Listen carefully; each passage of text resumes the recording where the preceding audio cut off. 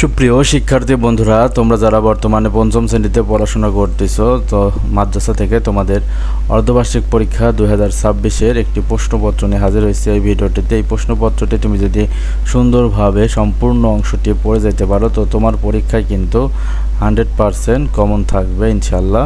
তো তোমরা অবশ্যই এই প্রশ্নটি সুন্দর করে প্রথম থেকে শেষ পর্যন্ত পড়ে যাবে ভালো করে, তাহলে তোমরা অনেক ভালো করে লিখতে পারবে ইনশাআল্লাহ। তো আমাদের চ্যানেলে তোমাদের প্রত্যেকটি বিষয়ের সাজেশন ভিডিও দেওয়া হবে, এবং তোমরা প্রত্যেক বিষয়ের সাজেশন ভিডিও পাইতে হলে তোমাদের কিন্তু একটি কাজ অবশ্যই করতে হবে। যারা এই ভিডিওটি দেখছো, এই ভিডিওটির নিচের দিকে দেখো সাবস্ক্রাইবার বাটন রয়েছে, এই বাটনে চাপ দিয়ে তুমি এই চ্যানেলটি সাবস্ক্রাইব করে রাখো, তাহলে পরবর্তীতে আমরা যে ভিডিওই দিই তুমি সাথে সাথে কিন্তু পেয়ে যাবে। আর যারা আগে থেকে সাবস্ক্রাইব করছো তাদের আর নতুন করে সাবস্ক্রাইব করা লাগবে না, তোমরা এমনিতেই পেয়ে যাবে। তো ভিডিওগুলো ভালো লাগলে অবশ্যই ভিডিওটিতে লাইক করবা, এবং তোমাদের পরবর্তীতে কোন কোন বিষয়ের সাজেশন লাগবে সেটা কিন্তু কমেন্ট করে জানাবে আমাদেরকে, তাহলে আমরা দ্রুতই সেই বিষয়ে সাজেশন দিয়ে দিব ইনশাল্লাহ। তো চলো, তোমাদের বাংলা প্রথম ও দ্বিতীয় পত্র মিলে তোমাদের পঞ্চম শ্রেণীর যে পরীক্ষাটি হবে সেখানে 100 নম্বরের প্রশ্নপত্র আসবে। সময় থাকবে 2 ঘন্টা 30 মিনিট। তো তোমাদের 1 নম্বরে থাকবে কবিতা লেখা। তো প্রথমে দেখো 1 নম্বর প্রশ্ন, কবি ও কবিতার নাম সহ দূরের পাল্লা অথবা সাইক্লোন কবিতাটির প্রথম 8 লাইন মুখস্থ লেখো। তো এখানে নম্বর থাকবে তোমাদের 8। তো যে কবিতাটি লিখতে হবে, প্রথমে কবিতাটি লিখে কবির নাম লিখে 8 লাইন সুন্দর করে লিখে দেবে, তাহলে কিন্তু তুমি 8-এ 8 পেয়ে যাবে। এরপরে তোমাদের আসবে তোমাদের যে পাঠ্য বইয়ের প্রথম অর্ধবার্ষিক প্রকার সিলেবাস রয়েছে, সেখান থেকে তোমাদের শব্দ অর্থ থাকবে। তো অনেকগুলো শব্দ দেওয়া থাকবে, যেখান থেকে তোমাকে বেছে বেছে 10টি শব্দের অর্থ লিখতে হবে। তো যে শব্দগুলো তোমাকে শিখতে হবে অবশ্যই সেগুলো হচ্ছে এখানে দেওয়া আছে, দেখো বৈচিত্র্য, আপনজন, দুর্গ, গৌরব, বাঁশের কেল্লা, বিদ্রোহ, রেশন, শ্যাওলা, পান্না, নিবেদক, অনুরোধ, মেহমান, দমকা, সাইক্লোন, আজান, সোয়াল, হৃষ্টপুষ্ট, প্রভাত, আবির। তো এই শব্দগুলোর মধ্যে অবশ্যই শিখে যাবে, তাহলে তুমি 10টি কিন্তু অবশ্যই কমন পেয়ে যাবে। এরপরে 3 নম্বরের প্রশ্ন থাকবে তোমাদের যে বিপরীত শব্দ লিখে বাক্য তৈরি করো 5টি। একটি শব্দের বিপরীত অর্থ লেখার জন্য 1 নম্বর, এবং একটি বাক্য তৈরি করার জন্য পাবা 1 নম্বর। তো টোটাল 2 নম্বর। তো 5টি প্রশ্ন যদি তুমি সুন্দরভাবে লিখতে পারো সেগুলো তুমি পেয়ে যাবে 10 নম্বর। তো যে বিপরীত শব্দগুলো তোমার জন্য খুবই ইম্পর্টেন্ট, ছোট, তেতো, বিরুদ্ধে, দমন, তরুণ, স্বাধীন, বন্দী, বিরুদ্ধে। তো এই বিপরীত শব্দগুলো কিন্তু তোমাদের বইয়ের মধ্যে রয়েছে, তো বইয়ের মধ্যে থেকেই তোমাদের কিন্তু পরীক্ষা নেওয়া হবে। এরপর দেখো 4 নম্বর প্রশ্ন, তোমাদের যে গল্পগুলো রয়েছে অর্থাৎ গদ্যাংশ, সেখান থেকে 5টি প্রশ্ন থাকবে, যার মধ্যে থেকে তোমাকে 3টি প্রশ্নের উত্তর দিতে হবে। প্রত্যেকটি প্রশ্নের জন্য তোমার জন্য বরাদ্দ থাকবে 6 নম্বর, অর্থাৎ 3 6 18 নম্বর।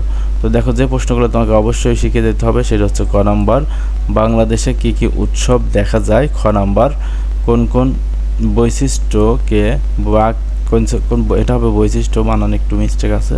কোন কোন বৈশিষ্ট্য বাঘকে দক্ষ শিকারী বানিয়েছে। গ নাম্বার, বাতাসের সাথে যেতে যেতে দুঃখ কাদের কি কি উপহার করলো। ঘ নাম্বার, ইংরেজদের হাত থেকে এদেশকে মুক্ত করার চিন্তা তিতুমিরের মনে কেন এলো। ইং নাম্বার, ইবনে বতুতা কে, তিনি কোন সময়ে বাংলাদেশ ভ্রমণ করেছিলেন। তো এই প্রশ্নগুলো তোমরা গদ্যাংশ থেকে অবশ্যই সুন্দর করে মুখস্থ করে যাবা। এরপরে 5 নম্বর প্রশ্ন, পদ্যাংশ। ক নম্বর, মেহমান সব কথাটাই কি বলেন, কবিতা থেকে পড়বে এই প্রশ্নগুলো। খ নম্বর, নৌকায় যেতে যেতে মাঝিরা কি কি দেখছে।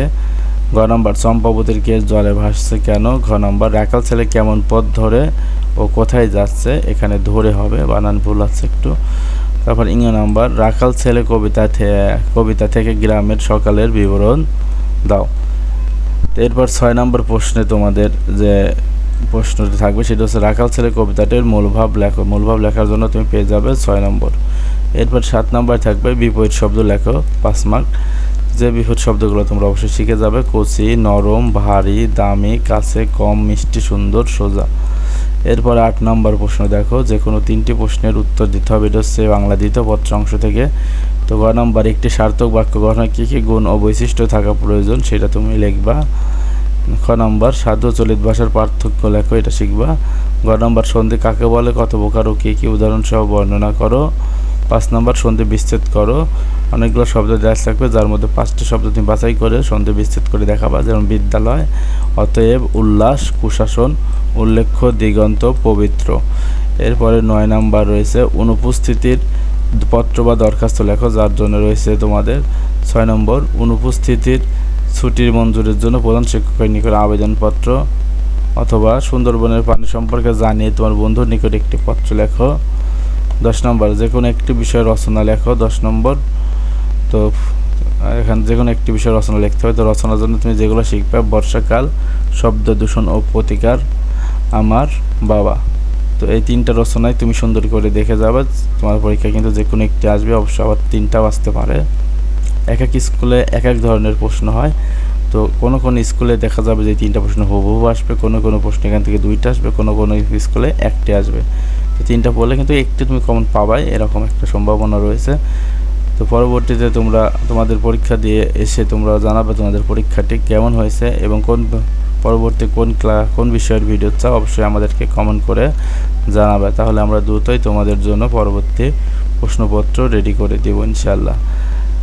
তো এতক্ষণ যারা আমাদের সঙ্গে ছিল সকলকে ধন্যবাদ। আবার দেখা হচ্ছে পরবর্তী কোনো বিষয়ের ভিডিও সাজেশন নিয়ে, প্রশ্নপত্রের সাজেশন নিয়ে। তো সে পর্যন্ত সকলে ভালো থাকো। ধন্যবাদ সকলকে।